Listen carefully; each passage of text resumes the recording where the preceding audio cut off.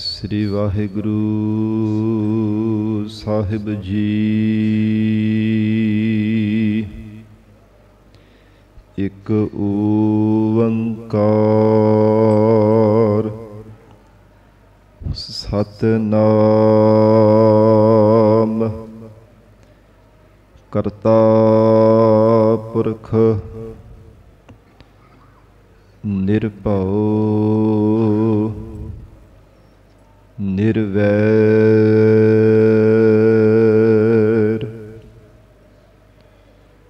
अकाल मूरत अजूनी सैभं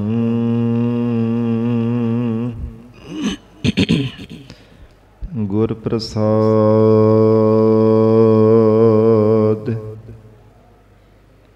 जप आद सच जुगाद सच है भी सच नानक होसी भी सच।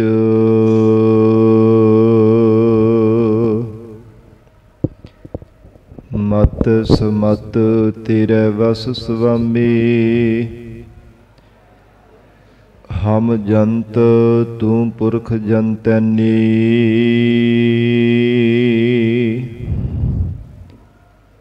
जन नानक के प्रभ करते स्वामी ज्यो भावै तिवै बुलैनी।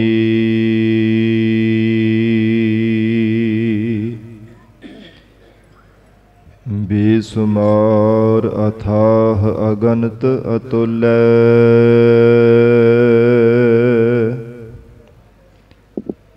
ज्यों बुलावहो त्यो नानक दास बुलै।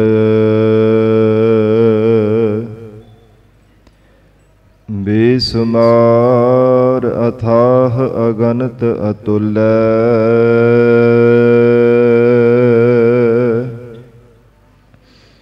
ज्यों बुलावहो त्यों नानक दास बुलै।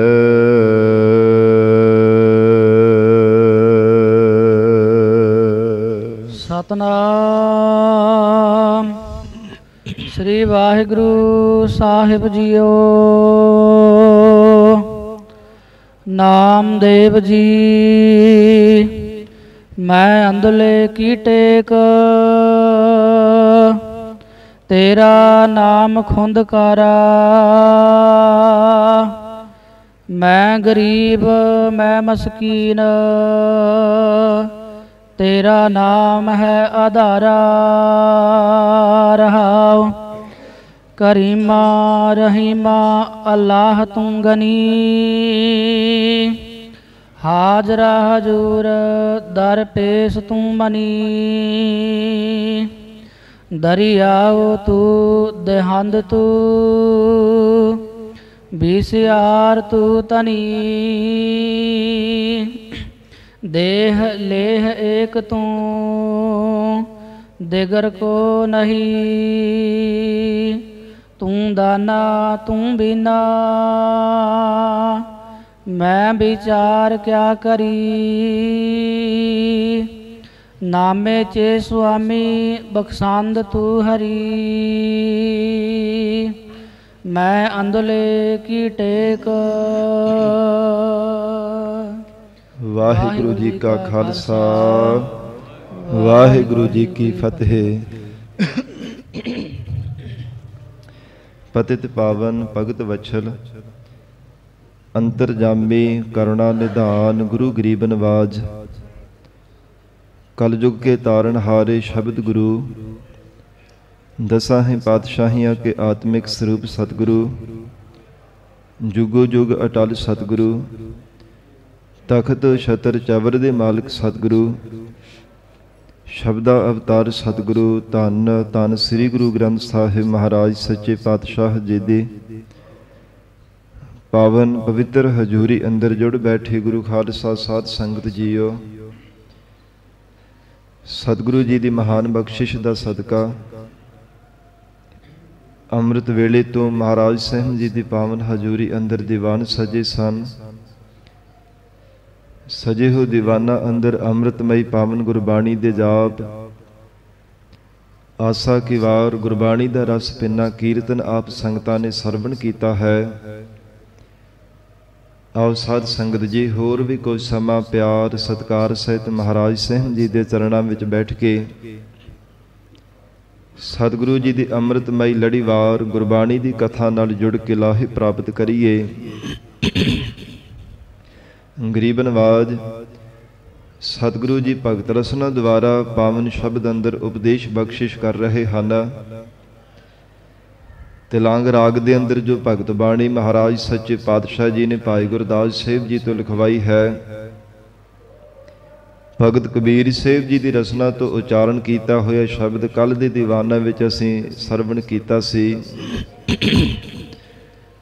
ਅੱਗੇ ਹੁਣ ਦੋ ਸ਼ਬਦ ਭਗਤ ਨਾਮਦੇਵ ਜੀ ਦੀ ਰਸਨਾ ਤੋਂ ਉਚਾਰਨ ਕੀਤੇ ਹਨ, ਜਿਨ੍ਹਾਂ ਭਗਤ ਨਾਮਦੇਵ ਜੀ ਦੇ ਪਰਥਾਏ ਭਗਤ ਮਾਲਾ ਦੇ ਅੰਦਰ ਜ਼ਿਕਰ ਆਉਂਦਾ ਕਿ ਜੀਵਨ ਦੇ ਅੰਦਰ 72 ਵਾਰ ਪ੍ਰਤੱਖ ਪ੍ਰਮਾਤਮਾ ਦੇ ਅਕਾਲ ਪੁਰਖ ਵਾਹਿਗੁਰੂ ਜੀ ਦੇ ਦਰਸ਼ਨ ਹੋਏ ਸਨ। ਭਗਤ ਨਾਮਦੇਵ ਜੀ ਨੂੰ ਯਾਦ ਕਰਕੇ ਭਾਵੇਂ ਛਿੰਬੇ ਜਾਂ ਨੀਵੀਂ ਜਾਤ ਵਾਲੇ ਹਨ, ਪਰ ਪਰਮੇਸ਼ਰ ਦੀ ਭਗਤੀ ਦੇ ਪ੍ਰਤਾਪ ਕਰਕੇ ਸੰਸਾਰ ਭਰ ਦੇ ਸਭ ਦੇ ਪੂਜਣ ਯੋਗ ਹੋ ਗਏ ਨੇ। ਐਸਾ ਭਗਤ ਨਾਮਦੇਵ ਜੀ ਦਾ ਨਿਸ਼ਚਾ ਹੈ, ਵਿਸ਼ਵਾਸ ਹੈ ਪ੍ਰਮਾਤਮਾ ਤੇ ਕਿ ਜਿਤਨੇ ਵੀ ਸ੍ਰਿਸ਼ਟੀ ਪ੍ਰਮਾਤਮਾ ਪੈਦਾ ਕੀਤੀ ਹੈ, ਹਰ ਘਟ ਦੇ ਅੰਦਰ ਪਰਮੇਸ਼ਰ ਆਪ ਜੀ ਦਾ ਸਰੂਪ ਵਰਤ ਰਿਹਾ ਹੈ।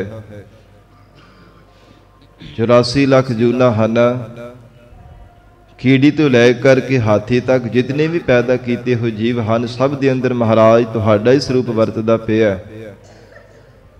ਸਾਧ ਸੰਗਤ ਜੀ, ਇੱਕ ਕੂਕਰ ਦੇ ਵਿੱਚ ਵੀ ਪ੍ਰਮਾਤਮਾ ਨੂੰ ਦੇਖਣਾ ਇਹ ਭਗਤਾਂ ਦੇ ਹਿੱਸੇ ਆਇਆ ਹੈ, ਜਿਨ੍ਹਾਂ ਨੂੰ ਪ੍ਰਮਾਤਮਾ ਨੇ ਬ੍ਰਹਮ ਦ੍ਰਿਸ਼ਟੀ ਦੀ ਦਾਤ ਬਖਸ਼ੀ ਹੈ, ਜਿਨ੍ਹਾਂ ਨੂੰ ਅਕਾਲ ਪੁਰਖ ਵਾਹਿਗੁਰੂ ਪ੍ਰਮਾਤਮਾ ਨੇ ਵਿਚਾਰ ਦੀ ਨਿਗਾਹ ਬਖਸ਼ੀ ਹੈ।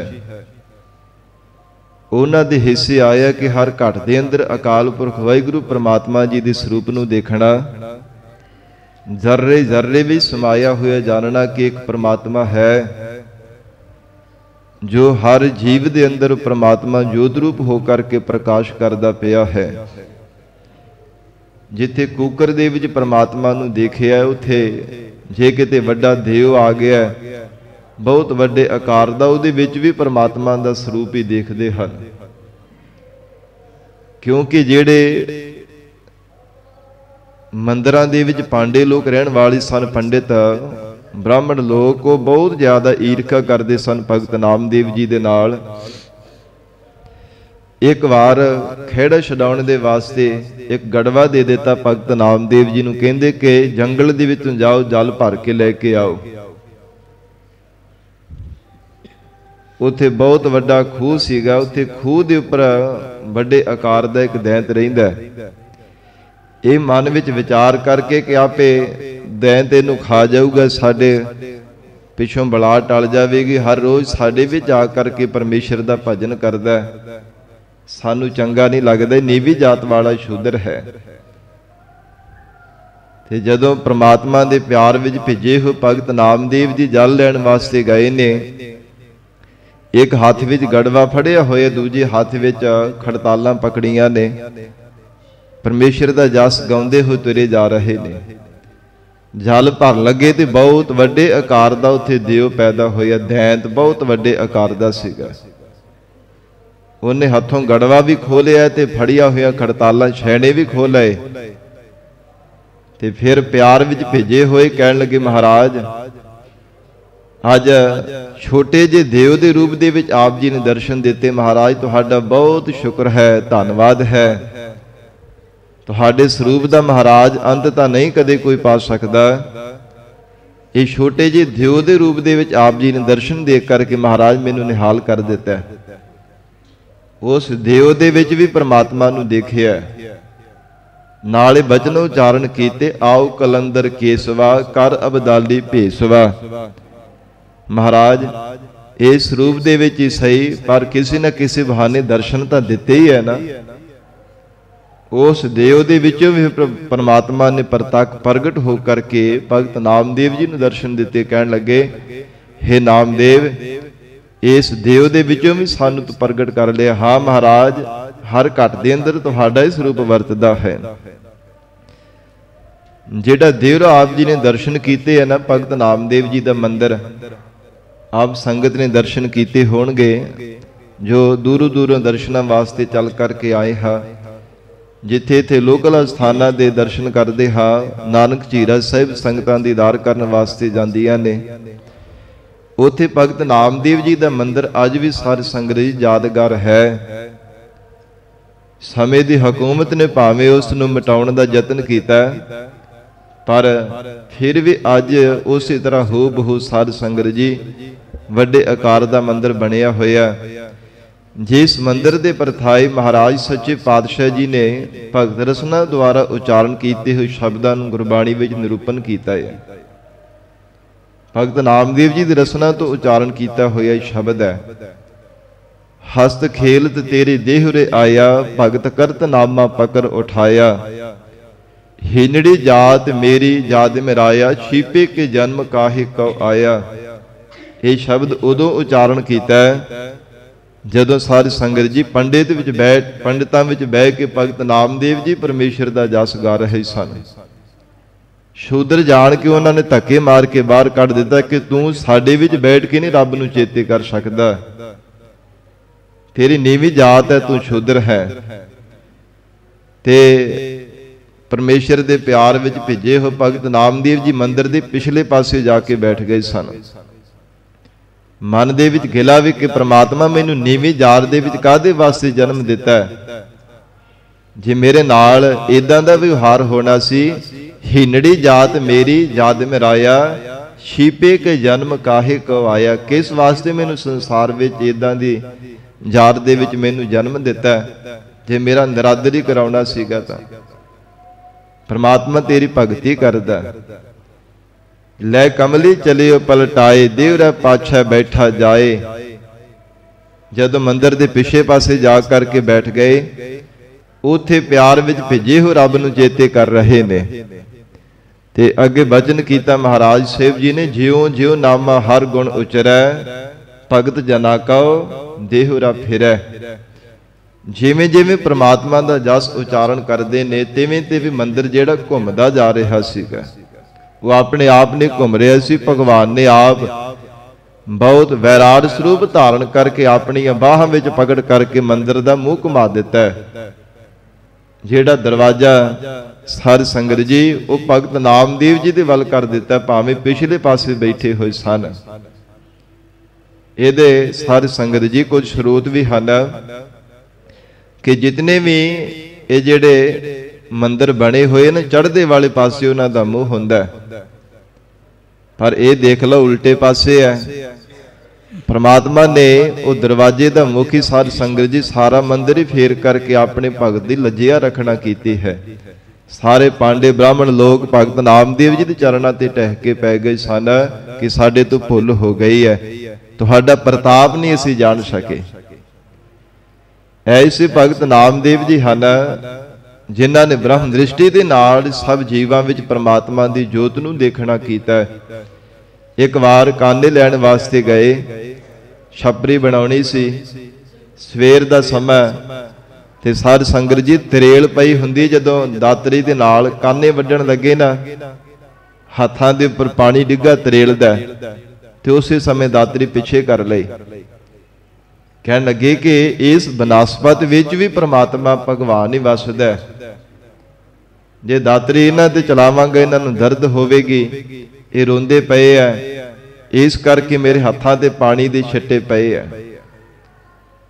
ਤੇ ਫਿਰ ਉੱਥੇ ਸਾਧ ਸੰਗਤ ਜੀ ਬੈਠ ਗਏ, ਮਨ ਵਿੱਚ ਵਿਚਾਰ ਕੀਤੀ, ਕਹਿੰਦੇ ਪਹਿਲਾਂ ਮੈਂ ਆਪਣੇ ਦਾਤਰੀ ਮਾਰ ਕੇ ਵੇਖਦਾ, ਜੇ ਮੈਨੂੰ ਦਰਦ ਹੋਵੇਗੀ ਤੇ ਇਹਨਾਂ ਨੂੰ ਵੀ ਜ਼ਰੂਰ ਹੁੰਦੀ ਹੋਵੇਗੀ।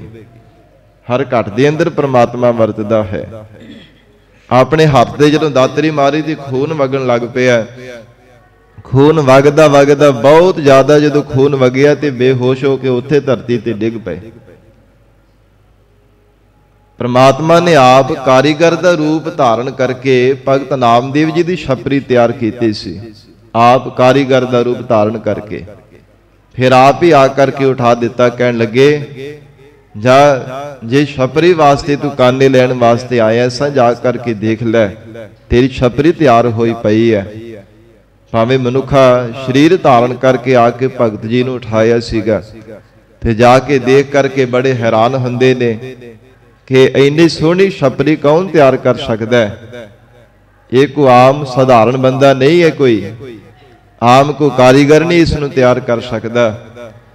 ਤੇ ਸਗੋਂ ਜਿਹੜੇ ਨੇੜੇ ਗਵਾਂਢਣ ਸੀ ਨਾ, ਔਰਤ ਉਹਨੇ ਵੀ ਪੁੱਛਣਾ ਕੀਤਾ, ਪਾੜ ਪੜੋਸਣ ਪੂਛ ਲੈ ਨਾਮਾ ਕਾ ਪਹਿਚਾਨ ਸ਼ਵਾਈ ਹੋ, ਤੋ ਪਹਿ ਦੁਗਣੀ ਮਜੂਰੀ ਦੇਹੋ ਮੋਕੋ ਬੇਡੀ ਦੇਹ ਬਤਾਈ ਹੋ।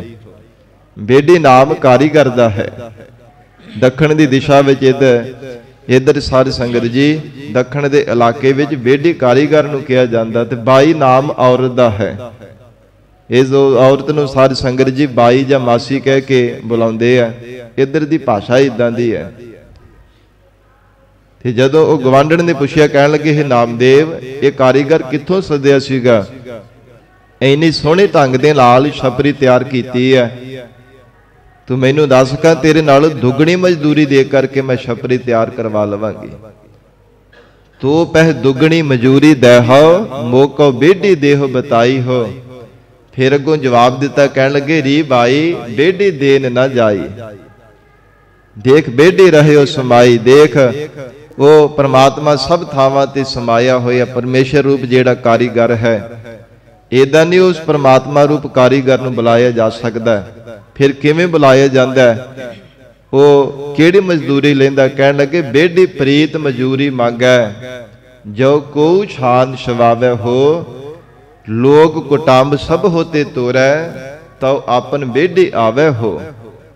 ਇਹ ਗੁਰਬਾਣੀ ਵਿੱਚ ਮਹਾਰਾਜ ਜੀ ਨੇ ਸ਼ਬਦ ਦਰਜ ਕੀਤਾ। ਕਹਿੰਦੇ ਉਹ ਪ੍ਰਮਾਤਮਾ ਰੂਪੀ ਕਾਰੀਗਰ ਪਿਆਰ ਦੀ ਪ੍ਰੀਤ ਰੂਪੀ ਜਿਹੜੀ ਮਜ਼ਦੂਰੀ ਮੰਗਦਾ, ਪ੍ਰੀਤ ਦੀ ਮਜ਼ਦੂਰੀ।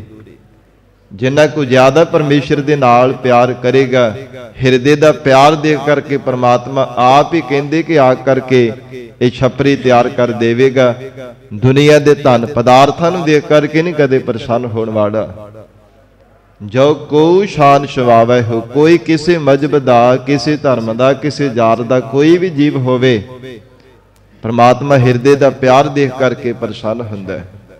ਲੋਕ ਕੁਟੰਬ ਸਭ ਹੋਤੇ ਤੋਰੈ, ਤਉ ਆਪਨ ਬੇਡੀ ਆਵੇ ਹੋ। ਜੇ ਸੰਸਾਰ ਤੋਂ ਮੋਹ ਮਮਤਾ ਤੋਂ ਆਪਣੇ ਚਿੱਤ ਨੂੰ ਉਪਰਾਮ ਕਰਕੇ ਪਰਮੇਸ਼ਰ ਦੇ ਚਰਨਾਂ ਦੇ ਨਾਲ ਜੋੜਿਆ ਜਾਵੇ, ਉਹ ਫਿਰ ਪ੍ਰਮਾਤਮਾ ਆਪ ਹੀ ਕਾਰੀਗਰ ਰੂਪ ਹੋ ਕਰਕੇ ਛਪਰੀ ਤਿਆਰ ਕਰ ਦੇਵੇਗਾ। ਐਸੀ ਬ੍ਰਹਮ ਦ੍ਰਿਸ਼ਟੀ ਹੈ ਭਗਤ ਨਾਮਦੇਵ ਜੀ ਦੀ। ਪ੍ਰਮਾਤਮਾ ਦੇ ਸਨਮੁਖ ਹੋ ਕਰਕੇ ਨਿਮਰਤਾਵਾਨ ਹੋ ਕੇ ਕਿ ਪ੍ਰਮਾਤਮਾ ਤੁਹਾਡੇ ਨਾਮ ਦਾ ਸਾਨੂੰ ਜੀਵਨ ਦੇ ਅੰਦਰ ਆਸਰਾ ਹੈ। ਅੱਜ ਦੇ ਸ਼ਬਦ ਦੀ ਜੋ ਵਿਚਾਰ ਆ ਰਹੀ ਹੈ, ਪਰਮਾਤਮਾ ਦੇ ਸਨਮੁਖ ਹੋ ਕਰਕੇ ਉਚਾਰਨ ਕਰਦੇ ਆ। ਮਹਾਰਾਜ ਸੰਸਾਰ ਵਿੱਚ ਕਿਸੇ ਨੂੰ ਕਿਸੇ ਦਾ ਆਸਰਾ ਹੁੰਦਾ, ਕੋਈ ਕਿਸੇ ਦਾ ਆਸਰਾ ਤੱਕਦਾ ਹੈ, ਪਰ ਮੈਨੂੰ ਤੁਹਾਡੇ ਨਾਮ ਦਾ ਆਸਰਾ ਹੈ। ਜਿਵੇਂ ਭਗਤ ਨਾਮਦੇਵ ਜੀ ਬਖਸ਼ਿਸ਼ ਕਰ ਰਹੇ ਨੇ, ਸੰਗਤ ਜੀ ਪਿਆਰ ਦੇ ਨਾਲ ਬੈਠ ਕੇ ਵਿਚਾਰ ਸਰਵਣ ਕਰੀਏ। ਵਿਚਾਰ ਦੀ ਪ੍ਰਾਰੰਭਤਾ ਤੋਂ ਪਹਿਲਾਂ ਚਿੱਤ ਨੂੰ ਇਕਾਗਰ ਕਰਨ ਲਈ ਮਹਾਰਾਜ ਸਾਹਿਬ ਜੀ ਨੂੰ ਸੀਸ ਝੁਕਾ ਕੇ ਰਸਨਾ ਤੋਂ ਪਿਆਰ ਦੇ ਨਾਲ ਉਚਾਰਨ ਕਰੋ ਜੀ। ਕਰੋ ਰਸਨਾ ਪਵਿੱਤਰ। ਸਤਨਾਮ ਸ੍ਰੀ ਵਾਹਿਗੁਰੂ ਸਾਹਿਬ ਜੀ। ਸਤਨਾਮ ਸ੍ਰੀ ਵਾਹਿਗੁਰੂ ਸਾਹਿਬ ਜੀ। ਨਾਮਦੇਵ ਜੀ ਮੈਂ ਅੰਧਲੇ ਕੀ ਟੇਕ। ਭਗਤ ਨਾਮਦੇਵ ਜੀ ਕਹਿੰਦੇ ਹੈ ਪ੍ਰਮਾਤਮਾ, ਮੈਂ ਵਿਚਾਰ ਗਿਆਨ ਰੂਪੀ ਨੇਤਰਾਂ ਤੋਂ ਹੀਣਾ ਹੋਣ ਕਰਕੇ ਅੰਨਾ ਹਾਂ। ਮੈਨੂੰ ਅੰਧਨੇ ਮਹਾਰਾਜ ਤੁਹਾਡੇ ਨਾਮ ਦੀ ਟੇਕ ਹੈ। ਤੇਰਾ ਨਾਮ ਖੁੰਦਕਾਰਾ। हे ਪਰਮੇਸ਼ਰ, ਤੇਰਾ ਨਾਮ ਹੀ ਮੇਰੇ ਵਾਸਤੇ ਆਸਰਾ ਹੈ। ਕਿੱਦਾਂ ਦਾ ਆਸਰਾ ਹੈ? ਜਿਵੇਂ ਅੰਨੇ ਮਨੁੱਖ ਦੇ ਕੋਲ ਸੋਟੀ ਹੁੰਦੀ, ਉਹਦੇ ਹੱਥਾਂ ਵਿੱਚ ਡੰਗੋਰੀ ਹੁੰਦੀ ਹੈ, ਉਹ ਡੰਗੋਰੀ ਦੇ ਸਹਾਰੇ ਨਾਲ ਤੁਰਦਾ ਹੈ। ਰਸਤਾ ਟੋਹ ਟੋਹ ਕਰਕੇ ਫਿਰ ਉਹ ਸਾਰੀ ਸੰਗਤ ਜੀ ਸਹਿਜੇ ਸਹਿਜੇ ਆਪਣਾ ਰਸਤਾ ਤੈਅ ਕਰਦਾ ਹੈ। ਜਿਵੇਂ ਪ੍ਰਤੱਖ ਕੋਈ ਮਨੁੱਖ ਨੇਤਰਾਂ ਤੋਂ ਹੀਣਾ ਹੋਵੇ, ਨੇਤਰਾਂ ਵਿੱਚ ਦੇਖਣ ਦੀ ਸ਼ਕਤੀ ਨਾ ਹੋਵੇ, ਔਰ ਇਸੇ ਪ੍ਰਕਾਰ ਜਿਸ ਮਨੁੱਖ ਦੇ ਮਨ ਬੁੱਧ ਰੂਪ ਨੇਤਰਾਂ ਵਿੱਚ ਵਿਚਾਰ ਦੀ ਨਿਗਾਹ ਨਹੀਂ ਹੈ, ਉਹ ਫਿਰ ਆਪ ਮੁਹਾਰੇ ਹੋ ਕਰਕੇ ਬੇਨਤੀਆਂ ਕਰਦਾ, ਮਹਾਰਾਜ ਮੈਂ ਅੰਧਲੇ ਕੀ ਟੇਕ ਤੇਰਾ ਨਾਮ ਖੁੰਦਕਾਰਾ। ਮਹਾਰਾਜ ਆਪ ਜੀ ਦੇ ਨਾਮ ਦਾ ਮੈਨੂੰ ਆਸਰਾ ਹੈ। ਮੈਂ ਵਿਚਾਰ ਗਿਆਨ ਰੂਪੀ ਨੇਤਰਾਂ ਤੋਂ ਹੀਣਾ ਹੋਣ ਕਰਕੇ ਅੰਨਾ ਹਾਂ। ਤੁਹਾਡੇ ਨਾਮ ਰੂਪੀ ਡੰਗੋਰੀ ਦੇ ਸਹਾਰੇ ਮਹਾਰਾਜ ਪਰਮਾਰਥ ਦਾ ਰਸਤਾ ਸੀ ਤੈਅ ਕਰਦੇ ਹਾਂ। ਮੈਂ ਗਰੀਬ ਮੈਂ ਮਸਕੀਨ। ਫਿਰ ਜੀਵਨ ਦੇ ਅੰਦਰ ਮਹਾਰਾਜ ਮੇਰੇ ਜੀਵਨ ਦੇ ਵਿੱਚ ਬਹੁਤ ਭਾਰੀ ਅਤਿਸ਼ੇ ਕਰਕੇ ਗਰੀਬੀ ਵੀ ਹੈ, ਕਿਉਂਕਿ ਮੇਰੇ ਕੋਲ ਨਾਮ ਰੂਪੀ ਧਨ ਨਾ ਹੋਣੇ ਕਰਕੇ ਮੈਂ ਬਹੁਤ ਗਰੀਬ ਹਾਂ। ਮੈਂ ਮਸਕੀਨ, ਮਸਕੀਨ ਕਹਿੰਦੇ ਨੇ ਯਤੀਮ ਨੂੰ। ਮਹਾਰਾਜ ਮੇਰਾ ਪਰਿਵਾਰ ਵੀ ਨਹੀਂ, ਮੇਰੇ ਧੀਆਂ ਪੁੱਤਰ ਮਾਤਾ ਪਿਤਾ ਵੀ ਨਹੀਂ ਹੈ। ਨਾ ਤਾਂ ਮਹਾਰਾਜ ਸੱਚੇ ਪਾਤਸ਼ਾਹ ਮੇਰੇ ਕੋਲ ਸੰਤੋਖ ਰੂਪੀ ਪਿਤਾ ਹੈ, ਨਾ ਖਿਮਾ ਰੂਪੀ ਮਾਂ ਹੈ। ਇਸ ਪ੍ਰਕਾਰ ਮੇਰਾ ਪਰਿਵਾਰ ਮਾਤਾ ਪਿਤਾ ਵੀ ਮੇਰੇ ਕੋਲ ਨਹੀਂ ਹਨ। ਮੈਂ ਯਤੀਮ ਹਾਂ, ਮੈਂ ਗਰੀਬ, ਮੈਂ ਮਸਕੀਨ। ਇੱਕ ਤਾਂ ਮੇਰੇ ਕੋਲ ਨਾਮ ਰੂਪੀ ਧਨ ਨਾ ਹੋਣੇ ਕਰਕੇ ਮੈਂ ਬਹੁਤ ਗਰੀਬ ਹਾਂ, ਆਰਥਿਕ ਪੱਖੋਂ ਬਹੁਤ ਕਮਜ਼ੋਰ ਹਾਂ। ਦੂਜਾ ਸ਼ੁਭ ਗੁਣਾ ਰੂਪੀ ਪਰਿਵਾਰ ਨਾ ਹੋਣੇ ਕਰਕੇ ਮਹਾਰਾਜ ਮੈਂ ਯਤੀਮ ਹਾਂ। ਤੇਰਾ ਨਾਮ ਹੈ ਆਧਾਰਾ। ਕੇਵਲ ਮਹਾਰਾਜ ਤੁਹਾਡੇ ਨਾਮ ਦਾ ਆਸਰਾ ਹੈ। ਮਨ ਬਾਣੀ ਸਰੀਰ ਕਰਕੇ ਤੁਹਾਡੇ ਨਾਮ ਦਾ ਅਸੀਂ ਆਸਰਾ ਧਾਰਨ ਕੀਤਾ। ਸੱਚੇ ਪਾਤਸ਼ਾਹ ਸ਼ੁਭ ਗੁਣਾ ਰੂਪੀ ਪਰਿਵਾਰ ਨਾ ਹੋਣੇ ਕਰਕੇ, ਨਾਮ ਰੂਪੀ ਧਨ ਨਾ ਹੋਣੇ ਕਰਕੇ ਮਹਾਰਾਜ ਸਾਡੀ ਇਦਾਂ ਦੀ ਹਾਲਤ ਹੈ। ਪਰ ਜਿਹੜਾ ਮਨੁੱਖ ਯਤੀਮ ਹੋਵੇ, ਚਾਹੇ ਕੰਗਾਲ ਹੋਵੇ, ਜੇ ਤੁਹਾਡੇ ਨਾਮ ਦਾ ਆਸਰਾ ਜੀਵਨ ਵਿੱਚ ਧਾਰਨ ਕਰ ਲੈਂਦਾ, ਉਹਨੂੰ ਕਿਸੇ ਵੀ ਪ੍ਰਕਾਰ ਦੀ ਕੋਈ ਤੋਟ ਨਹੀਂ ਰਹਿਣਾ ਕਰਦੀ। ਮਹਾਰਾਜ ਕੋਈ ਘਾਟਾ ਨਹੀਂ ਪਿੱਛੇ ਰਹਿਣਾ ਕਰਦੀਆਂ, ਸਾਰੀਆਂ ਘਾਟਾਂ ਆਪ ਜੀ ਪੂਰੀਆਂ ਕਰ ਦਿੰਦੇ ਹੋ। ਜਿਹੜੇ ਜੀਵ ਤੁਹਾਡੇ ਨਾਮ ਦਾ ਆਸਰਾ ਧਾਰਨ ਕਰਦੇ ਐ, ਸੱਚੇ ਪਾਤਸ਼ਾਹ ਤੇਰੇ ਨਾਮ ਦਾ ਆਸਰਾ ਸੀ ਮਨ ਬਾਣੀ ਸਰੀਰ ਕਰਕੇ ਧਾਰਨ ਕੀਤਾ ਹੈ। ਰਹਾਉ ਵਿਸਰਾਮ ਦੇ ਕਰਕੇ ਹਜੂਰ ਫਰਮਾਉਂਦੇ ਹਨ, ਕਰੀਮਾ ਰਹੀਮਾ। ਹੇ ਪ੍ਰਮਾਤਮਾ ਤੂੰ ਕਰੀਮਾ ਬਖਸ਼ਿਸ਼ਾਂ ਕਰਨ ਵਾਲਾ ਹੈ। ਫਾਰਸੀ ਭਾਸ਼ਾ ਦੇ ਸ਼ਬਦ ਹੈ ਰਹੀਮਾ, ਰਹਿਮਤ ਕਰਨ ਵਾਲਾ। ਤੂੰ ਬੜਾ ਰਹਿਨੁਮਾਈ ਹੈ, ਬੜੀ ਰਹਿਮਤ ਕਰਨ ਵਾਲਾ ਹੈ, ਦਇਆਵਾਨ ਪਰਮੇਸ਼ਰ ਤੇਰਾ ਸੁਭਾਅ ਹੈ। ਅੱਲਾਹ ਤੂੰ ਗਨੀ। ਹੇ ਪ੍ਰਮਾਤਮਾ ਤੂੰ ਅੱਲਾ ਹੈ, ਸਭ ਦਾ ਮਾਲਕ ਹੈ। ਤੂੰ ਗਨੀ, ਗਨੀ ਨਾਮ ਧਨੀ ਦਾ ਹੈ। ਸਭ ਤੋਂ ਵੱਡਾ ਧਨਾੜ ਪਰਮੇਸ਼ਰ ਤੂੰ ਹੈ। ਗਨੀ ਨਾਮ ਵਿਚਾਰਨ ਦਾ ਵੀ ਹੈ। ਮਹਾਰਾਜ ਅਸੀਂ ਵਿਚਾਰ ਕੀਤੀ ਹੈ। ਅੱਲਾਹ ਤੂੰ ਗਨੀ, ਤੂੰ ਸਾਰੀ ਸ੍ਰਿਸ਼ਟੀ ਦਾ ਮਾਲਕ ਹੈ। ਇੱਕ ਪਰਮੇਸ਼ਰ ਤੂੰ ਹੀ ਖੁਦਾ ਹੈ, ਜਿਹੜਾ ਸਭ ਥਾਵਾਂ ਤੇ ਵਰਤਦਾ, ਸਭ ਦਾ ਸਾਂਝਾ ਹੈ, ਕਿਸੇ ਨਾਲ ਕਦੇ ਵਿਤਕਰਾ ਨਹੀਂ ਕਰਦਾ, ਕਿਸੇ ਨਾਲ ਵੀ ਪਰਮੇਸ਼ਰ ਤੂੰ ਈਰਖਾ ਨਹੀਂ ਕਰਦਾ। ਹੇ ਪ੍ਰਮਾਤਮਾ ਤੂੰ ਸਭ ਥਾਵਾਂ ਤੇ ਵਰਤਣ ਵਾਲਾ ਹੈ। ਹਾਜ਼ਰਾ ਹਜ਼ੂਰ। ਹੇ ਪਰਮੇਸ਼ਰ ਤੂੰ ਸਦਾ ਹੀ ਹਾਜ਼ਰ ਨਾਜ਼ਰ ਹੈ। ਹਾਜ਼ਰਾ ਸਦਾ ਹੀ ਹਾਜ਼ਰ ਹੈ, ਹਜੂਰ ਨੇੜੇ ਤੋਂ ਨੇੜੇ ਵਸਦਾ ਹੈ। ਕਿ ਹਾਜ਼ਰ ਹਜੂਰ ਹੈ, ਕਿ ਜ਼ਾਹਰ ਜ਼ਹੂਰ ਹੈ। ਕਿੰਨਾ ਕੁ ਨੇੜੇ ਵਸਦਾ ਹੈ।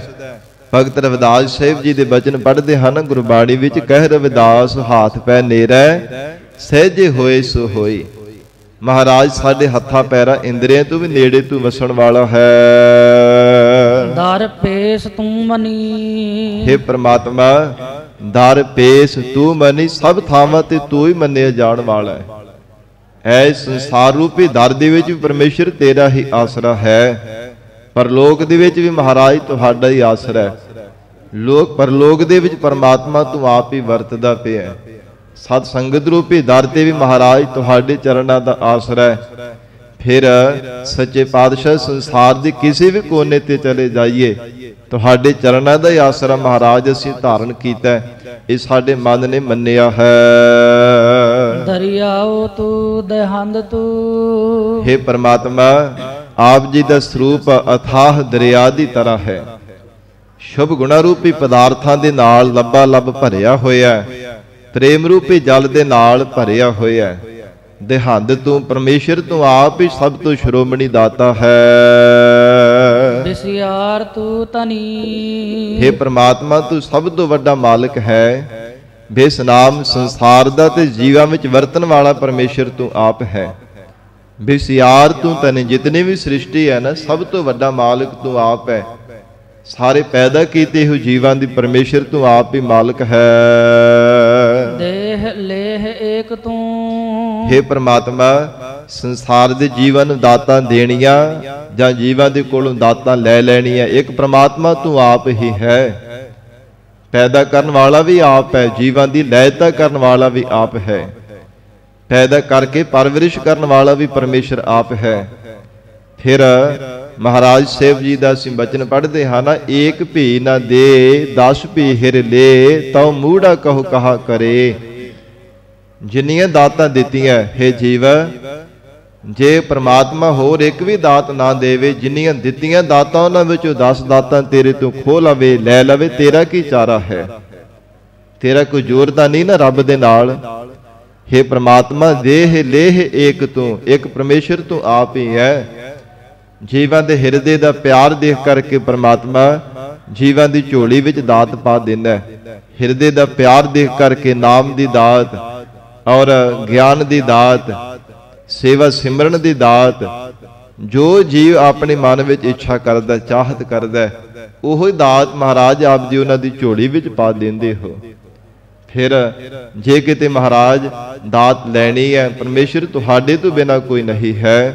ਆਪ ਹੀ ਜੀਵਾਂ ਨੂੰ ਦਾਤਾਂ ਦੇਣ ਵਾਲਾ, ਆਪ ਹੀ ਜੀਵਾਂ ਤੋਂ ਲੈਣ ਵਾਲਾ ਹੈ। ਦਿਗਰ ਕੋ ਨਹੀਂ ਮਹਾਰਾਜ ਤੁਹਾਡੇ ਜੈਸਾ ਕੋਈ ਨਹੀਂ ਸੀ, ਨਾ ਹੈ ਤੇ ਨਾ ਆਉਣ ਵਾਲੇ ਸਮੇਂ ਵਿੱਚ ਹੋ ਸਕੇਗਾ। ਤੁਹਾਡੀ ਬਰਾਬਰਤਾ ਕਰਨ ਵਾਲਾ, ਤੁਹਾਡੇ ਜੈਸਾ ਦਾਤਾ ਵੀ ਕੋਈ ਮਹਾਰਾਜ ਨਹੀਂ ਹੈ। ਤੂੰ ਦਾਨਾ ਤੂੰ ਬਿਨਾ हे ਪ੍ਰਮਾਤਮਾ ਤੂੰ ਆਪ ਹੀ ਦਾਨਾ ਧਨਾਈ ਵਾਲਾ ਹੈ। ਬੜਾ ਪਰਮੇਸ਼ਰ ਤੂੰ ਸਿਆਣਾ ਹੈ। ਸਭ ਦੇ ਅੰਦਰ ਦੀ ਜਾਣਨ ਵਾਲਾ ਪਰਮੇਸ਼ਰ ਤੂੰ ਆਪ ਹੀ ਹੈ। ਮੈਂ ਵਿਚਾਰ ਕਿਆ ਕਰੀ ਮਹਾਰਾਜ ਮੈਂ ਕੀ ਵਿਚਾਰ ਕਰਨਾ ਕੀਤੀ ਹੈ, ਜਾਂ ਫਿਰ ਮੈਂ ਕੀ ਵਿਚਾਰ ਕਰ ਸਕਦਾ ਤੁਹਾਡੇ ਸਰੂਪ ਦੇ ਪਰਥਾਏ। ਜਾਂ ਫਿਰ ਇਹ ਬਪੜਾ ਜੀਵ ਵਿਚਾਰਾ ਆਪਣੇ ਮਨ ਦੇ ਅੰਦਰ ਕੀ ਵਲਵਲੇ ਧਾਰਨ ਕਰ ਸਕਦਾ ਹੈ, ਕਾਦੇ ਵਿਚਾਰ ਪੇਸ਼ ਕਰ ਸਕਦਾ ਹੈ। ਜੇਕਰ ਪ੍ਰਮਾਤਮਾ ਤੂੰ ਦਾਨਾ ਤੂੰ ਬੀਨਾ, ਆਪ ਹੀ ਪਰਮੇਸ਼ਰ ਤੂੰ ਸਿਆਣਪ ਵਾਲਾ ਹੈ, ਆਪ ਹੀ ਪ੍ਰਮਾਤਮਾ ਤੂੰ ਦਨਾਈ ਵਾਲਾ ਤੇ ਆਪ ਹੀ ਅੰਤਰਜਾਮੀ ਸਭ ਦੇ ਅੰਦਰ ਦੀ ਜਾਣਨ ਵਾਲਾ ਹੈ।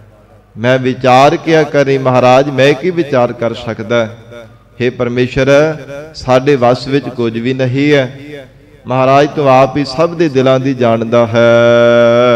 ਨਾਮੇ ਚੇ ਸੁਆਮੀ हे ਪ੍ਰਮਾਤਮਾ ਅਕਾਲ ਪੁਰਖ ਵਾਹਿਗੁਰੂ ਜੀ ਦੇ ਸਨਮੁਖ ਹੋ ਕੇ ਭਗਤ ਨਾਮਦੇਵ ਜੀ ਉਚਾਰਨ ਕਰਦੇ ਨੇ, ਨਾਮੇ ਚੇ ਸੁਆਮੀ।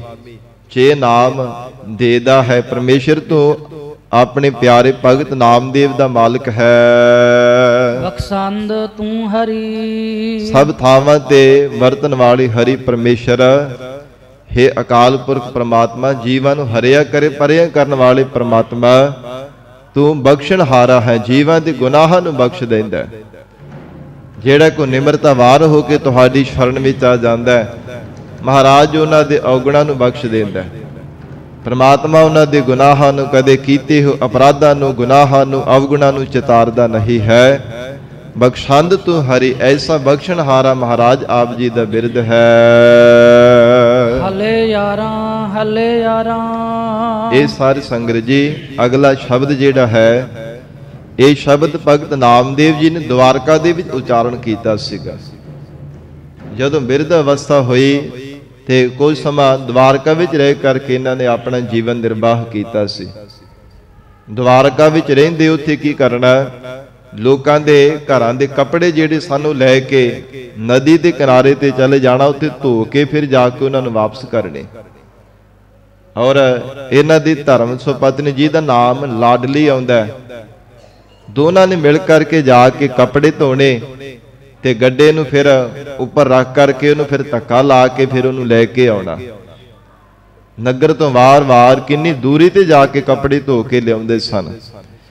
ਇੱਕ ਜਣ ਤੁਰੇ ਜਾ ਰਹੇ ਤੇ ਕਹਿਣ ਲੱਗੇ, ਮਨ ਦੇ ਅੰਦਰ ਵਿਚਾਰ ਆਇਆ ਕਿ ਸਰੀਰ ਵਡੇਰਾ ਹੁਣ ਉਮਰ ਹੁੰਦੀ ਜਾ ਰਹੀ ਹੈ, ਆਰਬਲਾ ਬਹੁਤ ਜ਼ਿਆਦਾ ਵੱਡੀ ਹੁੰਦੀ ਜਾ ਰਹੀ ਹੈ, ਸਰੀਰ ਦਾ ਬਲ ਘਟਦਾ ਜਾ ਰਿਹਾ ਹੈ, ਤੇ ਪ੍ਰਮਾਤਮਾ ਕਿਉਂ ਨਾ ਇੱਕ ਮੈਨੂੰ ਘੋੜੀ ਦੇ ਦੇਵੇ। ਉਹ ਘੋੜੀ ਦੇ ਨਾਲ ਉੱਪਰ ਬੈਠ ਕਰਕੇ ਕੱਪੜੇ ਧੋ ਕੇ ਉੱਪਰ ਲੱਦ ਕੇ ਅਸੀਂ ਲੈ ਕੇ ਜਾਇਆ ਕਰਾਂਗੇ। ਜਦੋਂ ਮਨ ਵਿੱਚ ਫੁਰਨਾ ਕੀਤਾ ਤੇ ਪ੍ਰਮਾਤਮਾ ਨੇ ਫੁਰਨਾ ਮਿਟਣ ਦੇ ਵਾਸਤੇ ਇੱਕ ਬਹੁਤ ਡਰਾਉਣਾ ਜਿਹਾ ਮੁਗਲ ਦਾ ਰੂਪ ਧਾਰਨ ਕੀਤਾ ਕਿ ਕਿਤੇ ਸਾਡਾ ਭਗਤ ਪ੍ਰੇਮਾ ਭਗਤੀ ਕਰਨ ਵਾਲਾ ਕਿਤੇ ਘੋੜਿਆਂ ਦੀ ਲਿੱਦ ਚੁੱਕਦਾ ਰਹੇਗਾ, ਉਹਨਾਂ ਨੂੰ ਸਾਂਭਣ ਦੇ ਵਿੱਚ ਲੱਗਾ ਰਹੇਗਾ। ਇਸ ਕਰਕੇ ਆਪਣੇ ਭਗਤ ਦਾ ਫੁਰਨਾ ਹੀ ਮੇਟ ਦੇਣਾ ਚਾਹੀਦਾ। ਪ੍ਰਮਾਤਮਾ ਨੇ ਵਿਚਾਰ ਕਰਕੇ ਇੱਕ ਮੁਗਲਾਂ ਵਾਲਾ ਬੜਾ ਡਰਾਉਣਾ ਜਿਹਾ ਰੂਪ ਧਾਰਨ ਕੀਤਾ ਤੇ ਘੋੜੀ ਤੇ ਅਸਵਾਰ ਜਿੱਤੇ ਭਗਤ ਨਾਮਦੇਵ ਜੀ ਆਪਣੇ ਧਰਮ ਪਤਨੀ ਦੇ ਨਾਲ ਮਿਲ ਕਰਕੇ ਕੱਪੜੇ ਧੋ ਰਹੇ ਸਨ। ਨਦੀ ਦੇ ਕਿਨਾਰੇ ਤੇ ਬੈਠੇ ਹੋਏ ਐ, ਕੱਪੜੇ ਧੋ ਰਹੇ ਆਪਣੇ ਧਿਆਨ ਦੇ ਨਾਲ, ਤੇ ਇੱਕ ਘੋੜੀ ਦੀ ਦਗੜ ਦਗੜ ਕਰਦੀ ਹੋਈ ਆਵਾਜ਼ ਨੇੜੇ ਆਈ ਹੈ। ਥੋੜਾ ਹਟਵੇਂ ਖਲੋ ਕਰਕੇ ਉਹ ਭਗਤ ਨਾਮਦੇਵ ਜੀ ਨੂੰ ਆਵਾਜ਼ ਮਾਰਦੇ ਨੇ, ਯਾਰ ਛੇਤੀ ਆ, ਯਾਰ ਹੱਲ ਕੇ ਆ, ਕਾਹਲੀ ਦੇ ਨਾਲ ਆ। ਜਦੋਂ ਨੇੜੇ ਗਏ ਐ, ਜਾ ਕਰਕੇ ਦੇਖਣ ਲੱਗੇ ਤੇ ਉਸ ਸਮੇਂ ਘੋੜੀ ਨੇ ਇੱਕ ਵਿਸ਼ੇਰਾ ਦਿੱਤਾ ਤੇ ਕਹਿਣ ਲੱਗੇ, ਕੱਪੜੇ ਧੋਣ ਵਾਲਿਆ ਆ, ਇਹ ਵਿਸ਼ੇਰਾ ਆਪਣੇ ਮੋਢੇ ਤੇ ਚੁੱਕ ਕਰਕੇ ਮੇਰੇ ਨਾਲ ਇਹਨੂੰ ਘਰ ਛੱਡ ਕੇ ਆਉਣਾ ਕਰ।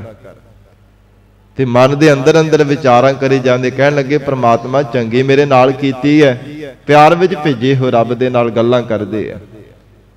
ਪ੍ਰਮਾਤਮਾ ਚੰਗੀ ਮੇਰੇ ਨਾਲ ਕੀਤੀ, ਮੈਂ ਘੋੜੀ ਮੰਗੀ ਸੀ ਉੱਪਰ ਚੜ੍ਹਨ ਵਾਸਤੇ, ਸਵਾਰੀ ਕਰਾਂਗਾ, ਪਰ ਉਲਟਾ ਮੈਨੂੰ ਵਿਗਾੜ ਪੈ ਰਹੀ ਹੈ, ਮੈਂ ਵਿਸ਼ੇਰਾ ਮੋਢਿਆਂ ਤੇ ਚੁੱਕਣਾ ਪੈ ਰਿਹਾ। ਇਹ ਚੰਗੀ ਮੇਰੇ ਨਾਲ ਕੀਤੀ ਹੈ।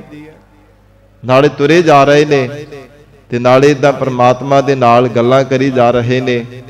ਤੇ ਸਾਧ ਸੰਗਤ ਜੀ, ਥੋੜਾ ਸਰੀਰ ਜਿਹੜਾ ਸੀ ਨਿਢਾਲ ਹੋਇਆ ਤੇ ਸਹਿਜੇ ਸਹਿਜੇ ਤੁਰਦੇ ਆ ਰਹੇ ਸਨ।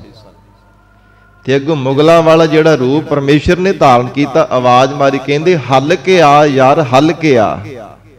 ਉਹ ਸ਼ਬਦ ਨੂੰ ਨਿਰੂਪਣ ਕੀਤਾ ਮਹਾਰਾਜ ਜੀ ਨੇ ਗੁਰਬਾਣੀ ਦੇ ਅੰਦਰ, ਹੱਲੇ ਯਾਰਾ, ਹੱਲੇ ਯਾਰਾ, ਯਾਰ ਹੱਲ ਕੇ ਆ, ਹੱਲ ਕੇ ਆ, ਛੇਤੀ ਨਾਲ ਆ, ਕਿਉਂ ਤੂੰ ਇੰਨੀ ਦੇਰ ਲਗਾਉਂਦਾ ਪਿਆ। ਮਹਾਰਾਜ ਸੱਚੇ ਪਾਤਸ਼ਾਹ ਫਰਮਾਉਂਦੇ ਆ, ਖੁਸ਼ਖਬਰੀ। ਤੇ ਅੱਗੋਂ ਭਗਤ ਨਾਮਦੇਵ ਜੀ ਕਹਿਣ ਲੱਗੇ, ਖੁਸ਼ਖਬਰੀ ਮਹਾਰਾਜ, ਬੜੀ ਖੁਸ਼ੀ ਦੀ ਗੱਲ ਹੈ। ਉਸ ਸਮੇਂ ਪਹਿਚਾਣ ਕਰ ਲਈ ਸੀ ਕਿ ਇੰਨੀ ਮਿੱਠੀ ਆਵਾਜ਼ ਤੇ ਫਿਰ ਦਵਾਰਕਾਪੁਰੀ ਵਿੱਚ ਮੁਗਲ ਭਲਾ ਕਿੱਥੋਂ ਆ ਕਰਕੇ ਪ੍ਰਵੇਸ਼ ਕਰ ਜਾਵੇਗਾ। ਇੱਥੇ ਮੁਗਲ ਨਹੀਂ ਕਦੇ ਆ ਸਕਦੇ, ਕਿਉਂਕਿ ਸਾਧ ਸੰਗਤ ਜੀ ਰਿਖੀਆ ਨੇ ਤਪੱਸਿਆ ਕਰ ਕਰਕੇ ਇੱਥੇ ਵਚਨ ਕੀਤਾ ਸੀਗਾ ਕਿ ਕੋਈ ਮੁਗਲ ਦਵਾਰਕਾਪੁਰੀ ਵਿੱਚ ਨਹੀਂ ਆ ਕਰਕੇ ਨਿਵਾਸ ਕਰ ਸਕਦਾ। ਇਹ ਵਚਨ ਕੀਤਾ ਸੀਗਾ। ਇਸ ਕਰਕੇ ਕਹਿਣ ਲੱਗੇ, ਇਹ ਜ਼ਰੂਰ ਪ੍ਰਮਾਤਮਾ ਹੀ ਮੇਰੀ ਪਰਖ ਕਰਨ ਵਾਸਤੇ ਆਇਆ, ਭਗਵਾਨ ਹੀ ਮੇਰੀ ਪਰਖ ਕਰਦਾ ਪਿਆ। ਇੱਥੇ ਮੁਗਲ ਭਲਾ ਕਿਵੇਂ ਆ ਸਕਦਾ ਦਵਾਰਕਾਪੁਰੀ ਦੇ ਵਿੱਚ। ਤੇ ਫਿਰ ਮੁਗਲਾਂ ਦੀ ਤਾਂ ਆਵਾਜ਼ ਹੀ ਬੜੀ ਮਿੱਠੀ ਹੁੰਦੀ ਹੈ। ਇਹ ਮਨ ਵਿੱਚ ਵਿਚਾਰ ਕਰਕੇ ਕਹਿਣ ਲੱਗੇ, ਮਹਾਰਾਜ ਖੁਸ਼ਖਬਰੀ। ਤੇ ਅੱਗੋਂ ਕਹਿਣ ਲੱਗੇ, ਮੈਂ ਤੈਨੂੰ ਵਿਗਾੜ ਪਾਈ, ਤੇਰੇ ਮੋਢਿਆਂ ਤੇ ਵਿਸ਼ੇਰਾ ਚੁਕਾਇਆ, ਤੇ ਤੂੰ ਅੱਗੋਂ ਕਹਿੰਦਾ ਨਾਮਦੇਵ ਖੁਸ਼ਖਬਰੀ, ਖੁਸ਼ੀ ਦੀ ਗੱਲ ਹੈ। ਕਾਹਦੀ ਖੁਸ਼ੀ ਦੀ ਗੱਲ ਹੈ। ਅੱਗੋਂ ਫਿਰ ਭਗਤ ਨਾਮਦੇਵ ਜੀ ਹੋਰ ਉਚਾਰਨ ਕਰਦੇ ਹਨ, ਬਲ ਬਲ ਜਾਉਂ, ਹਾਉ ਬਲ ਬਲ ਜਾਉਂ। ਕਹਿਣ ਲੱਗੇ, ਮਹਾਰਾਜ ਮੈਂ ਤੁਹਾਡੇ ਤੋਂ ਬਲਿਹਾਰ ਜਾਂਦਾ, ਮਨ ਕਰਕੇ ਬਲਿਹਾਰ ਜਾਂਦਾ, ਬਾਣੀ ਕਰਕੇ ਬਲਿਹਾਰ ਜਾਂਦਾ, ਸਰੀਰ ਕਰਕੇ ਵੀ ਤੁਹਾਡੇ ਤੋਂ ਬਲਿਹਾਰ ਜਾਂਦਾ। ਤੁਹਾਡੀ ਪਾਈ ਹੋਈ ਵਿਗਾੜ ਵੀ ਮਹਾਰਾਜ ਮੇਰੇ ਵਾਸਤੇ ਚੰਗੀ ਹੈ। ਇਸੇ ਬਹਾਨੇ ਮੈਨੂੰ ਦਰਸ਼ਨ ਤਾਂ ਦੇ ਦਿੱਤੇ ਆ ਨਾ, ਭਾਵੇਂ ਕਿਸੇ ਸਰੂਪ ਦੇ ਵਿੱਚ ਆ ਕੇ ਮੈਨੂੰ ਦਰਸ਼ਨ ਦਿੱਤੇ ਆ। ਮਹਾਰਾਜ ਮੈਂ ਪਹਿਲਾਂ ਵੀ ਤੁਹਾਡੇ ਤੋਂ ਬਲਿਹਾਰ ਜਾਂਦਾ ਸਾਂ, ਹੁਣ ਵੀ ਜਾ ਰਿਹਾ, ਆਉਣ ਵਾਲੇ ਸਮੇਂ ਵਿੱਚ ਵੀ ਮਹਾਰਾਜ ਤੁਹਾਡੇ ਤੋਂ ਕੁਰਬਾਨ ਜਾਵਾਂਗਾ। ਨੇਕੀ ਤੇਰੀ ਬੇਗਾਰੀ। ਕਹਿਣ ਲੱਗੇ, ਤੇਰੀ ਪ੍ਰਮਾਤਮਾ ਪਾਈ ਹੋਈ ਬਿਗਾਰ ਵੀ ਚੰਗੀ ਹੈ। ਇਸੇ ਬਹਾਨੇ ਮੈਨੂੰ ਆ ਕਰਕੇ ਤੂੰ ਦਰਸ਼ਨ ਤਾਂ ਦਿੱਤੇ ਹਨ। ਆਲੇ ਤੇਰਾ ਨਾਮ। ਤੇ ਫਿਰ ਕਹਿਣ ਲੱਗੇ, ਨਾਮਦੇਵ ਤੂੰ ਮੈਨੂੰ ਪਹਿਚਾਨ ਲਿਆ। ਹਾਂ ਮਹਾਰਾਜ ਮੈਂ ਤੁਹਾਨੂੰ ਪਹਿਚਾਨ ਲਿਆ ਹੈ, ਤੁਸੀਂ ਆਪ ਹੀ ਮੇਰੀ ਪਰਖ ਕਰਨ ਵਾਸਤੇ ਆਏ ਹੋ। ਤੇ ਕਹਿਣ ਲੱਗੇ, ਦੱਸ ਫਿਰ ਮੇਰਾ ਨਾਮ ਕੀ। ਕਹਿੰਦੇ, ਆਲੇ ਤੇਰਾ ਨਾਉ। ਆਲੇ ਨਾਮ ਸੰਸਾਰ ਦਾ, ਤੇ ਸੰਸਾਰ ਦੀ ਪਰਵਰਿਸ਼ ਕਰਨੀ, ਜੀਵਾਂ ਦੀ ਦੇਖ ਰੇਖ ਕਰਨੀ ਹੀ ਪ੍ਰਮਾਤਮਾ ਤੇਰਾ ਨਾਮ ਹੈ। ਮਹਾਰਾਜ ਮੈਂ ਤੁਹਾਨੂੰ ਪਹਿਚਾਨ ਲਿਆ, ਆਲੇ ਤੇਰਾ ਨਾਮ। ਪਰਮੇਸ਼ਰ ਤੇਰਾ ਨਾਮ ਆਲੇ ਹੈ। ਸੰਸਾਰ ਦੇ ਸਭ ਜੀਵਾਂ ਨੂੰ ਪੈਦਾ ਕਰਨ ਵਾਲਾ ਤੂੰ ਆਪ ਹੈ। ਸਭ ਜੀਵਾਂ ਦੀ ਦੇਖ ਰੇਖ ਪਰਵਰਿਸ਼ ਕਰਨ ਵਾਲਾ ਵੀ ਪ੍ਰਮਾਤਮਾ ਤੂੰ ਆਪ ਹੀ ਹੈ। ਰਹਾਉ। ਵਿਸਰਾਮ ਦੇ ਕਰਕੇ ਫਿਰ ਭਗਤ ਨਾਮਦੇਵ ਜੀ ਪਰਮੇਸ਼ਰ ਅਕਾਲ ਪੁਰਖ ਵਾਹਿਗੁਰੂ ਜੀ ਨੂੰ ਪੁੱਛਦੇ ਹਨ, ਕੁਜਾ ਆਮਦ ਕੁਜਾ ਰਫਤੀ। ਕਹਿਣ ਲੱਗੇ ਮਹਾਰਾਜ ਕੁਜਾ ਆਮਦ ਕਿੱਥੋਂ ਆ ਰਹੇ ਸੀਗੇ? ਕੁਜਾ ਰਫਤੀ, हे ਮਹਾਰਾਜ ਆਪ ਜੀ ਪਹਿਲਾਂ ਕਿੱਥੇ ਗਏ ਹੋਏ ਸੀ? ਕੁਜਾ ਮੇਰ ਵੀ। ਤੇ ਹੁਣ ਕਿੱਧਰ ਮਹਾਰਾਜ ਤੁਸੀਂ ਜਾ ਰਹੇ ਹੋ? ਕਿੱਥੇ ਗਏ ਸੀ, ਕਿੱਥੋਂ ਆ ਰਹੇ ਹੋ, ਹੁਣ ਕਿੱਧਰ ਜਾ ਰਹੇ ਹੋ? ਇਉਂ ਬੜੇ ਪਿਆਰ ਵਿੱਚ ਭੇਜ ਕਰਕੇ ਭਗਤ ਨਾਮਦੇਵ ਜੀ ਪੁੱਛਦੇ ਹਨ। ਦਵਾਰਕਾ ਨਗਰੀ ਰਾਸ ਬਗੋਈ। ਮਹਾਰਾਜ ਕ੍ਰਿਸ਼ਨ ਭਗਵਾਨ ਜੀ ਦੀ ਵਸਾਈ ਹੋ ਦਵਾਰਕਾ ਨਗਰੀ ਹੈ। ਇੱਥੇ ਰਾਸ ਬਗੋਈ, ਸੱਚ ਬੋਲਣਾ, ਝੂਠਾ ਬਚਣਾ ਮੇਰੇ ਨਾਲ ਕਰਨਾ। ਪਿਆਰ ਦੇ ਵਿੱਚ ਭਿੱਜੇ ਹੋਏ ਬੜੇ ਪਿਆਰ ਦੇ ਨਾਲ ਉਚਾਰਨ ਕਰਦੇ ਮਹਾਰਾਜ ਦਵਾਰਕਾ ਨਗਰੀ ਰਾਸ ਬਗੋਈ। ਬਗੋਈ ਮੈਨੂੰ ਕਹਿ ਕਰਕੇ ਦੱਸੋ, ਸੱਚ ਬੋਲ ਕਰਕੇ ਦੱਸਣਾ।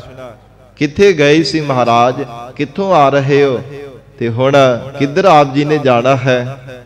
हे ਮਹਾਰਾਜ ਮੁਗਲਾਂ ਵਾਲਾ ਰੂਪ ਆਪ ਜੀ ਨੇ ਧਾਰਨ ਕੀਤਾ, ਸੱਚੇ ਪਾਤਸ਼ਾਹ ਆਪ ਜੀ ਸੱਚ ਬੋਲ ਕਰਕੇ ਦੱਸਣਾ ਕਰੋ। ਖੂਬ ਤੇਰੀ ਪਗੜੀ। ਫਿਰ ਕਹਿਣ ਲੱਗੇ ਮਹਾਰਾਜ ਤੇਰੀ ਪਗੜੀ ਬੜੀ ਸੁੰਦਰ ਹੈ। ਖੂਬ ਭਾਵ ਬੜੀ ਸੋਹਣੀ ਹੈ। ਭਾਵੇਂ ਮੁਗਲਾਂ ਵਾਲਾ ਰੂਪ ਧਾਰਨ ਕੀਤਾ ਪਰ ਮਹਾਰਾਜ ਤੇਰੀ ਪਗੜੀ ਬੜੀ ਸੋਹਣੀ ਹੈ। ਮੀਠੇ ਤੇਰੇ ਬੋਲ।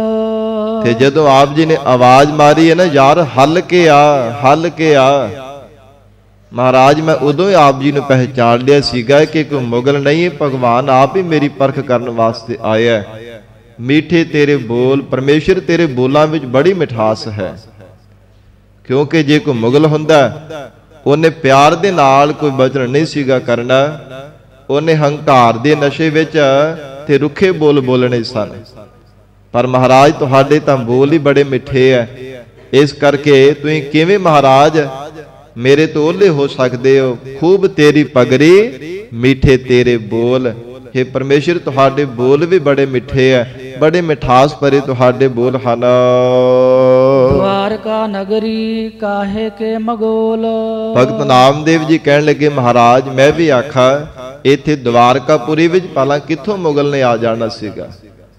ਪਹਿਲਾਂ ਤਾਂ ਮੇਰੇ ਮਨ ਵਿੱਚ ਇਹੋ ਸੀਗਾ ਕਿ ਇੱਥੇ ਮੁਗਲ ਕਿੱਥੋਂ ਆ ਗਿਆ, ਪਰ ਤੁਹਾਡੇ ਬੋਲ ਐਸੇ ਮਿਠਾਸ ਭਰੇ ਬੋਲ ਸੁਣ ਕਰਕੇ ਫਿਰ ਮਨ ਵਿੱਚ ਨਿਸ਼ਚਾ ਹੋ ਗਿਆ, ਨਹੀਂ ਭਗਵਾਨ ਆਪ ਹੀ ਮੇਰੀ ਪਰਖ ਕਰਨ ਵਾਸਤੇ ਆਇਆ ਹੈ। ਦਵਾਰਕਾ ਨਗਰੀ ਕਾਹੇ ਕੇ ਮਗੋਲ, ਇੱਥੇ ਮਗੋਲ ਕਿੱਥੋਂ ਮੁਗਲ ਨੇ ਆ ਜਾਣਾ? ਮਹਾਰਾਜ ਇੱਥੇ ਮੁਗਲ ਦਾ ਕਦੇ ਨਿਵਾਸ ਹੀ ਨਹੀਂ ਹੋ ਸਕਦਾ, ਕੋਈ ਇੱਥੇ ਮੁਗਲਾਂ ਵਿੱਚੋਂ ਨਹੀਂ ਆ ਸਕਦਾ। ਚੰਦੀ ਹਜ਼ਾਰ ਆਲਮ ਪੜ੍ਹ ਦੋ ਏਕ ਲਖਾਨਾ। ਫਿਰ ਭਗਤ ਨਾਮਦੇਵ ਜੀ ਨੂੰ ਪੁੱਛਦੇ ਹਨ ਕਿ ਨਾਮਦੇਵ ਤੂੰ ਸਾਨੂੰ ਕਿਵੇਂ ਸਿਆਣਿਆ? ਕਹਿਣ ਲੱਗੇ ਚੰਦੀ ਹਜ਼ਾਰ ਆਲਮ, ਜਿਵੇਂ ਸੰਸਾਰ ਦੇ ਅੰਦਰ ਕਿੰਨੇ ਕਿੰਨੇ ਹਜ਼ਾਰਾਂ ਜਿਹੜੇ ਆਲਮ ਭਾਵ ਉਹ ਪੀਰ ਜਿਹੜੇ ਮੰਨੇ ਜਾਂਦੇ ਹਨ। ਸਾਧ ਸੰਗਤ ਜੀ ਇਸਲਾਮ ਦੇ ਵਿੱਚ ਵੀ ਜਿਹੜੇ ਆ ਕਿੰਨੇ ਕਿੰਨੇ ਹਜ਼ਾਰਾਂ ਬੱਧੀ ਜਿਹੜੇ ਆਲਮ ਮੰਨੇ ਜਾਂਦੇ ਆ। ਚੰਦੀ ਹਜ਼ਾਰ ਆਲਮ ਏਕ ਲਖਾਨਾ, ਪਰ ਮਹਾਰਾਜ ਮੈਂ ਸਭ ਦੇ ਵਿੱਚ ਤੁਹਾਨੂੰ ਇੱਕ ਨੂੰ ਜਾਣਨਾ ਕੀਤਾ ਹੈ। ਭਾਵੇਂ ਹਜ਼ਾਰਾਂ ਕੋ ਆਪਣੇ ਆਲਮ ਬਣਾਈ ਜਾਵੇ, ਜਾਂ ਆਲਮ ਨਾਮ ਸੰਸਾਰ ਦਾ ਹੈ, ਦੁਨੀਆ ਦਾ ਹੈ, ਸਭ ਦੁਨੀਆ ਕੁੱਲ ਦੁਨੀਆ ਭਰ ਦੇ ਵਿੱਚ ਮਹਾਰਾਜ ਮੈਂ ਤੁਹਾਡੇ ਸਰੂਪ ਨੂੰ ਜਾਣਨਾ ਕੀਤਾ ਹੈ। ਹਮ ਚੀਨੀ ਪਾਤਸ਼ਾਹ। हे ਮਹਾਰਾਜ ਹਮ ਚੀਨੀ ਪਾਤਸ਼ਾਹ, ਜਿਹੜਾ ਮੇਰਾ ਮਾਲਕ ਪਾਤਸ਼ਾਹ ਅਕਾਲ ਪੁਰਖ ਹੈ, ਮੈਂ ਉਹਨੂੰ ਸਿਆਣ ਲੈਣਾ ਕੀਤਾ ਹੈ। ਸਾਂਭਲੇ ਵਰਨਾ, ਕਿ ਸੌਲੇ ਜਿਹੇ ਰੰਗ ਦਾ ਹੈ ਮੇਰਾ ਜਿਹੜਾ ਮਾਲਕ ਪਰਮਾਤਮਾ ਹੈ, ਜਿਸ ਦੀ ਮੈਂ ਉਪਾਸਨਾ ਕਰਦਾ, ਜਿਹਦੀ ਭਗਤੀ ਕਰਦਾ ਹਾਂ, ਪਿਆਰ ਵਿੱਚ ਭਿੱਜੇ ਹੋਏ ਉਚਾਰਨ ਕਰਦੇ ਐ। ਸੰਗਤ ਜੀ ਇਹ ਜੋ ਪੰਕਤੀ ਹੈ ਨਾ ਕਿ ਅਕਾਲ ਪੁਰਖ ਪਰਮੇਸ਼ਰ ਦੇ ਸਨਮੁਖ ਹੋ ਕੇ ਉਚਾਰਨ ਕੀਤੀ ਹੈ, ਚੰਦੀ ਹਜ਼ਾਰ ਆਲਮ ਏਕ ਲਖਾਨਾ। ਕਈ ਸਰੂਪਾਂ ਦੇ ਵਿੱਚ ਏਕਲ ਖਾਨਾ ਪਾਠ ਲਿਖਿਆ ਹੋਇਆ। ਹੁਣ ਵਾਲੇ ਜਿਹੜੇ ਸਰੂਪ ਛਪਾਈ ਹੁੰਦੇ ਆ, ਜਦੋਂ ਤੋਂ ਪਦ ਛੇਦ ਸਰੂਪ ਛਪਦੇ ਆ ਨਾ, ਵੱਖਰੇ ਵੱਖਰੇ ਅੱਖਰ ਛਪਦੇ ਆ, ਉਹਨਾਂ ਦੇ ਵਿੱਚ ਏਕਲ ਖਾਨਾ ਪਾਠ ਹੁੰਦਾ, ਪਰ ਇਹਦਾ ਅਰਥ ਨਹੀਂ ਬਣਦਾ। ਇਸ ਕਰਕੇ ਸੰਪਰਦਾਇ ਟਕਸਾਲ ਦੇ ਵਿੱਚ ਜਿਹੜਾ ਪਾਠ ਪੜਾਇਆ ਜਾਂਦਾ ਨਾ, ਏਕ ਲਖਾਨਾ, ਇਹ ਪਾਠ ਮੁੱਖ ਪਾਠ ਇਸੇ ਤਰ੍ਹਾਂ ਕੀਤਾ ਜਾਂਦਾ ਹੈ। ਚੰਦੀ ਹਜ਼ਾਰ ਆਲਮ ਏਕ ਲਖਾਨਾ। ਨਾ ਪਤਾ ਹੋਣੇ ਕਰਕੇ ਅਸੀਂ ਏਕਲ ਖਾਨਾ ਪਾਠ ਕਰ ਜਾਂਦੇ ਹਾਂ। ਆਪ ਜੀ ਦੇ ਗਿਆਤ ਵਜੋਂ ਬੇਨਤੀ ਕੀਤੀ ਹੈ ਕਿ ਅਸੀਂ ਘਰਾਂ ਦੇ ਵਿੱਚ ਸਹਿਜ ਪਾਠ ਵੀ ਕਰਦੇ ਹਾਂ, ਉਹਦੇ ਨਾਲ ਦੇ ਨਾਲ ਅੱਖਰਾਂ ਦੀ ਸੁਧਾਈ ਵੀ ਹੁੰਦੀ ਜਾਵੇ। ਉਹ ਸਾਧ ਸੰਗਤ ਜੀ ਚੰਗੀ ਗੱਲ ਹੈ, ਗੁਰਬਾਣੀ ਸੁਧ ਕਰਕੇ ਪੜ੍ਹੀ ਜਾ ਸਕਦੀ ਹੈ। ਚੰਦੀ ਹਜ਼ਾਰ ਆਲਮ ਏਕ ਲਖਾਨਾ। ਮਹਾਰਾਜ ਮੈਂ ਇੱਕੋ ਆਪ ਜੀ ਦੇ ਸਰੂਪ ਨੂੰ ਜਾਣਨਾ ਕੀਤਾ ਹੈ। ਹਮ ਚਿਨੀ ਪਾਤਸ਼ਾਹ ਸਾਬਲੇ ਵਰਨਾ। ਕਿ ਮੇਰਾ ਜਿਹੜਾ ਪਾਤਸ਼ਾਹ ਪਰਮੇਸ਼ਰ ਹੈ ਨਾ, ਸੌਲੇ ਜਿਹੇ ਰੰਗ ਦਾ ਹੈ। ਪਿਆਰ ਵਿੱਚ ਭਿੱਜ ਕੇ ਭਗਤ ਨਾਮਦੇਵ ਜੀ ਕਹਿੰਦੇ ਹਨ, ਆਸਪਤ ਗਜਪਤ ਨਰਹਿ ਨਰਿੰਦ। ਹੇ ਪਰਮਾਤਮਾ, ਤੂੰ ਆਸਪਤ ਘੋੜਿਆਂ ਦਾ ਵੀ ਪਤੀ ਮਾਲਕ ਪਰਮੇਸ਼ਰ ਤੂੰ ਆਪ ਹੈ। ਫਿਰ ਗਜਪਤ, ਗਜ ਨਾਮ ਹਾਥੀ ਦਾ, ਹਾਥੀਆਂ ਆਦਿਕ ਦਾ ਵੀ ਮਾਲਕ ਪਰਮੇਸ਼ਰ ਤੂੰ ਆਪ ਹੈ। ਭਾਵੇਂ ਐਰਾਵਤ ਹਾਥੀ ਹੈ ਮਹਾਰਾਜ, ਸਭ ਹਾਥੀਆਂ ਦਾ, ਘੋੜਿਆਂ ਦਾ, ਸਭ ਦਾ ਤੂੰ ਮਾਲਕ ਹੈ। ਜਿੰਨੇ ਵੀ ਪੈਦਾ ਕੀਤੇ ਹੋਏ ਜੀਵ ਜੰਤ ਸਭ ਦਾ ਪਰਮੇਸ਼ਰ ਤੂੰ ਆਪ ਹੀ ਮਾਲਕ ਹੈ। ਨਾਮੇ ਕੇ ਸੁਆਮੀ ਮੀਰ ਮੁਕੰਦ। ਮਹਾਰਾਜ ਮੈਂ ਆਪ ਜੀ ਦਾ ਇਹ ਆਪਣੇ ਮਨ ਦੇ ਵਿੱਚ ਵਿਚਾਰ ਕੀਤੀ ਹੈ। ਨਾਮੇ ਕਾ ਸੁਆਮੀ ਮੀਰ ਮੁਕੰਦ। ਹੇ ਪ੍ਰਮਾਤਮਾ, ਤੂੰ ਮੁਕਤੀ ਦਾ ਦਾਤਾ। ਮੁਕੰਦ ਕਹਿੰਦੇ ਨੇ ਮੁਕਤੀ ਦਾਤੇ ਨੂੰ। ਪ੍ਰਮਾਤਮਾ ਤੂੰ ਮੇਰਾ ਪਾਤਸ਼ਾਹ ਹੈ। ਅਕਾਲ ਪੁਰਖ ਵਾਹਿਗੁਰੂ ਤੂੰ ਮੁਕਤੀ ਦੀ ਦਾਤ ਦੇਣ ਵਾਲਾ ਹੈ। ਜਿਵੇਂ ਇਹ ਪੰਕਤੀ ਉਚਾਰਨ ਕੀਤੇ ਨਾ, ਚੰਦੀ ਹਜ਼ਾਰ ਆਲਮ ਏਕ ਲਖਾਨਾ। ਇਹਦਾ ਅਰਥ ਇਹ ਵੀ ਮਹਾਂਪੁਰਖਾਂ ਨੇ ਕੀਤਾ ਕਿ ਜਿਵੇਂ ਹਜ਼ਾਰਾਂ ਹੀ ਗਊਆਂ ਸਾਧ ਸੰਗਤ ਜੀ ਹੋਣ, ਪਰ ਜਿਹੜਾ ਬੱਚਾ ਹੁੰਦਾ ਜਦੋਂ ਉਹਨੂੰ ਕਿੱਲੇ ਤੋਂ ਛੱਡਿਆ ਜਾਂਦਾ ਨਾ, ਆਪਣੀ ਮਾਂ ਦੇ ਕੋਲ ਹੀ ਜਾ ਕਰਕੇ ਸਾਧ ਸੰਗਤ ਜੀ ਆਸਣਾ ਤੋਂ ਦੁੱਧ ਚੁੰਗਦਾ ਹੈ, ਆਪਣੀ ਮਾਂ ਨੂੰ ਪਹਿਚਾਣ ਲੈਣਾ ਕਰਦਾ। ਇਵੇਂ ਪ੍ਰਮਾਤਮਾ ਦੇ ਸਨਮੁਖ ਹੋ ਕੇ ਭਗਤ ਨਾਮਦੇਵ ਜੀ ਨੇ ਉਚਾਰਨ ਕੀਤਾ, ਮਹਾਰਾਜ हे ਮਾਤਾ ਪਿਤਾ ਸਰੂਪ ਪਰਮੇਸ਼ਰ, ਆਪ ਜੀ ਦੇ ਸਰੂਪ ਨੂੰ ਮਹਾਰਾਜ ਅਸੀਂ ਪਹਿਚਾਣ ਲੈਣਾ ਕੀਤਾ ਹੈ। ਤੁਹਾਡੇ ਪੈਦਾ ਕੀਤੇ ਹੋਏ ਮਹਾਰਾਜ ਅਸੀਂ ਹਾਂ। हे ਪ੍ਰਮਾਤਮਾ, ਸਭ ਜੀਵਾਂ ਵਿੱਚ ਤੁਹਾਨੂੰ ਅਸੀਂ ਜਾਣਨਾ ਕੀਤਾ ਹੈ। ਪ੍ਰਮਾਤਮਾ ਤੂੰ ਹੀ ਸਾਡੇ ਵਾਸਤੇ ਮੁਕਤੀ ਦਾ ਦਾਤਾ ਹੈ, ਸਾਰੀ ਸ੍ਰਿਸ਼ਟੀ ਦਾ ਮਾਲਕ ਹੈ।